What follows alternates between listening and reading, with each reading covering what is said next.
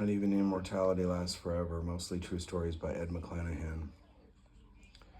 So I'm reading a book description. McClanahan crafts his coming-of-age tales with comic wit, refreshing honesty, and invites readers to relive the memories that shaped his character and career. From hilarious childhood antics in small-town Kentucky to eye-opening adventures on the West Coast.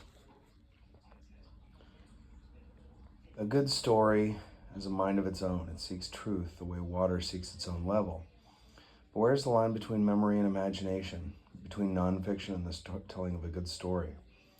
In the mostly true stories that make up Not Even Immortality Lasts Forever, Ed McClanahan intrepidly tests the limits of that distinction. This gathering of fiction-infused autobiographical stories opens in the post-war 1940s with sudden brief appearances of an itinerant street performer in McClanahan's sleepy rural Kentucky town, an elderly bicyclist whose artistry seems, to the 14-year-old narrator, almost divinely inspired.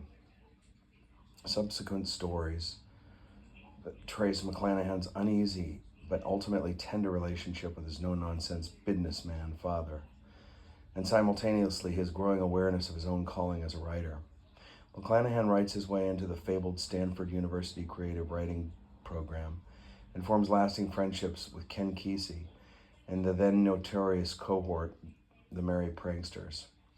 After returning to Kentucky in the 1970s, McClanahan published the long-awaited novel The Natural Man, 1983, the first of 7 well-received books. In 2019, he was inducted into the Kentucky Writers Hall of Fame. I thought this was a well-written book. This is my note now.